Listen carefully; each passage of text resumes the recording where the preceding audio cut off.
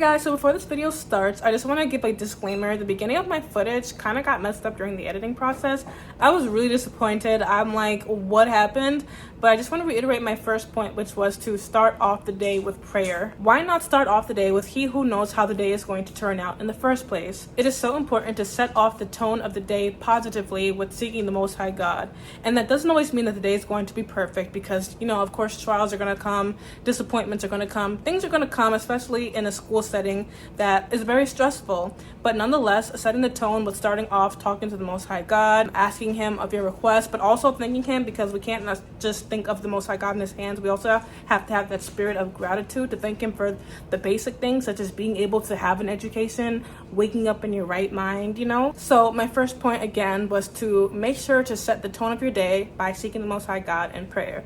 And now let's get on with the video in my next point. Next, you want to make sure to create a faith-based morning routine, afternoon routine, evening routine. This is a new school year, and with new school year comes new work. Sometimes you might have a lot of tests coming up. You might have a heavier load compared to last year. It's so easy. I remember when I was in college and I was studying to be in the nursing program. When I tell you my time was busy, I didn't have time to go to events on campus. I didn't have time to really hang out with my friends as much because I was always in my books. And the start of your school year, depending on your major, or even if you're not in college, just being in elementary or even high school, I'm pretty sure a lot of people watching this might be in high school or college. You want to make sure that you try to incorporate time with the Most High God, whether that's having one-on-one time studying the scriptures, you taking time to have a devotional with Him, you taking time to make sure that you read your 4 chapters and actually take the time to understand what you read. You might have to journal it a bit if you want to. That helps you get your thoughts across. But whatever it is, you literally have to intentionally make time to spend with the Most High God. I promise you, if you do not intentionally do that, you will get caught up in your schoolwork and your relationship with Him will suffer. The way I look at it is like me and my husband. We're both so busy at work. We both have our different schedules with responsibilities that we need to do, but at the end of the day, we make sure that we have one-on-one time, that we're able to talk to each other and just get to know each other more. And how much more so on a greater scale with the Most High God? If we truly want to acquire that wisdom that comes from the scriptures, we have to make sure that we pencil that time in.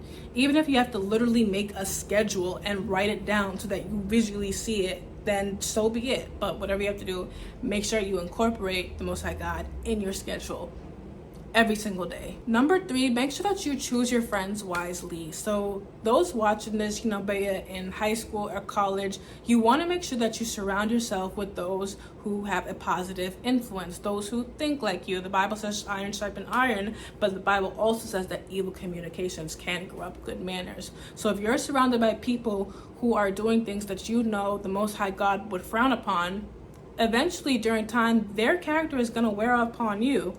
There's an old saying that goes, show me your friends and I'll show you who you are. I'm pretty sure everyone has heard that, probably from your mama.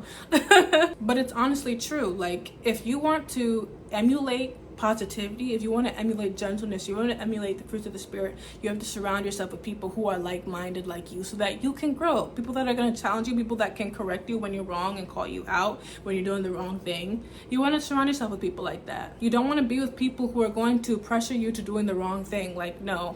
I know sometimes, especially as a young person, you might feel a little weird being the only one out in a way to speak. Let's say with our dress, a lot of my subscribers on here are associated with Is United in Christ, and we dress a certain way. We wear our dresses, we wear our skirts, we wear our fringes, and sometimes the schools that we go to, the girls around us don't necessarily dress like us.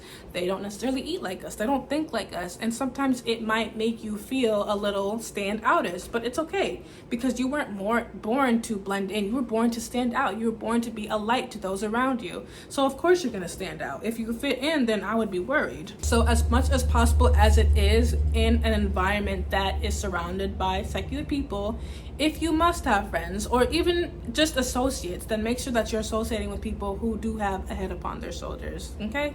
My next tip would be to have some type of verse for the day. When I was in college, I would have a verse every day that I would memorize and set before me, something that was encouraging or something that was just attainable to me for that day, depending on my mood or depending on the circumstances that I was going through. And I would literally meditate on that scripture throughout the day. Like every day I had a different verse in mind. If you have to write it on an index card, then so be it. If you have to write it on a post-it, if you have to write it on your phone or some type of memo, have some type of verse of the day. It's something that will encourage you or keep you just motivated so that your mind is always continually thinking upon the scriptures. My next step, which kind of goes into what I was speaking about earlier, is pertaining to being a light to those around us, and that is to say about our fashion. I want you guys to remember to dress modestly, sisters, okay? Again, we were not made to fit in, we were made to stand out. So what if everybody's wearing around you is wearing booty shorts or crop tops and the tight pants? You make sure you put on your nice little skirt, your nice little fringes, your nice little dress, and show the world what it looks like to be a modest woman who doesn't need to feel the need to be naked for validation or to feel beautiful. Show the world that you can be beautiful and covered. That's a true cover girl, a girl who is covered. You can still be fashionable, you can be trendy, you can go to thrift stores and find cute and fashionable clothing. Like, just because you're modest and embracing this modesty doesn't mean that you have to dress boring. No, like, show the world that modesty is a beautiful thing and that there's so many different ways to change up your fit and still look modest. Another quote to keep in mind that I've been seeing recently on Instagram and Facebook is that something along the lines of lustful clothing only bringing in lustful attention, which basically means that if you wear revealing clothing or clothing that is lustful to other people, then all they're going to look at you at in those eyes is lust. They're not going to see you as a potential wife. They're not going to see you as someone they want to bring back home to mama. They're not going to want to see you as the mother of the children. They just want to see you as a good time. And you were so much more than that. You weren't made to be nobody's side chick or nobody's girlfriend. You were made to be a wife, honey. Okay? Yeah.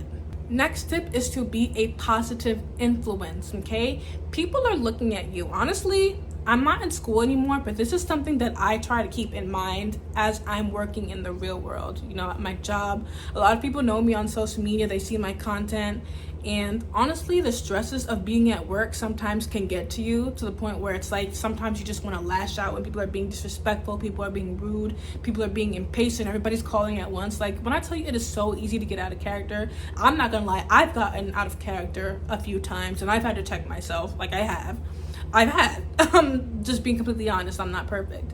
But it's something that I always remember, that people are watching you. You know, it's like you come on social media and you say one thing, but in reality, when the stress and trials come, you reflect another. And it's almost as if you're a hypocrite. So being in school is a very stressful environment. You know, it's not always rainbows and ponies. You're gonna have to deal with a lot, and you're gonna have to deal with some disrespectful people, sometimes disrespectful teachers. They might not even be understanding, but in all that you do, make sure that you always set a positive influence. Like, you are a reflection of this truth that you believe in. Make sure that people see it in the best way possible. When people see you, choose to be known for the woman who is kind, the woman who is gentle, the woman who is compassionate, the woman who, if I'm having a bad day, I can go to this person because I know she's going to give me a word of encouragement. You know, that's the type of woman that I want to be known as, not only just on social media, but like in person as well. So those are some things that I would like to emulate, and if you would like to emulate that too, then be about it. Next tip is to make sure that you manage your time wisely. I know for me, when I was a freshman, honey, I was playing around. Okay, it was not a good year for me. I didn't do well in some classes that I had to retake. Like, please manage your time wisely. Again, make a schedule. Make sure that you set the tone right with prayer. Incorporate God in your schedule, time in the scriptures, maybe watching classes as well. And even when it comes to extracurricular activities as well, you want to make sure that you are balancing your time wisely. Your parents aren't sending you to school to hang out with friends, to just be solely in extracurricular activities. Your parents are sending you to school to get an education, and you want to grow up and become something, right? You want to become a productive member of society who can honestly give back something towards the community, towards your people, something that's going to lift you up again in the future. So make sure that you are using this time wisely. My next tip is to remember to stay true to your values. When you're in school, sometimes you're going to be faced with people who aren't going to believe the same things that you do. People might even challenge what you believe. They might ask you or say rude things like, oh, why do you do that? Why do you wear that? I think it looks stupid.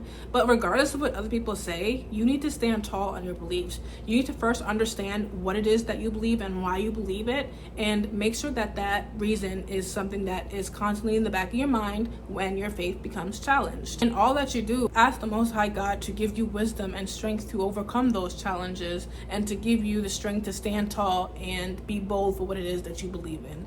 Next tip, do not forget the Sabbath, rest, and spending time with the Most High God. You know, there's a reason why the scriptures say, remember the Sabbath day to holy, because he knows that we all just get so busy. It would be so easy for us to forget. You are in school for 5 days a week, but on this particular day, the 7th day, you do not need to worry about anything. You just need to make sure that you spend time with the Most High God, go to your local school, congregate. Like, this is the day that you know that you can just breathe and relax and do what it is that brings you passion, which is spending time with the Most High God and congregating. Truly honor the Sabbath by spending that day for restoration, relaxation, and just time amongst his people. My next tip is to set not only academic goals for yourself, but spiritual goals as well. Of course, when it comes academically, we all want to get straight A's. We all have certain goals for ourselves when it comes to leveling up in our academics. But what about spiritually? A spiritual goal for you might be to read the Old Testament by the end of the semester, or to at least have read half of the Old Testament by the end of the semester, you know, to understand the book of Revelation, whatever it may be. Like, you all might have different spiritual goals, but set those goals for yourself so that you're not just growing academically, but spiritually as well. Because while of course we want to grow in knowledge, we also want to grow in character and in faith. And my last tip, embrace each day as a new opportunity. Like I said earlier, not every day is going to be in the walk in the park.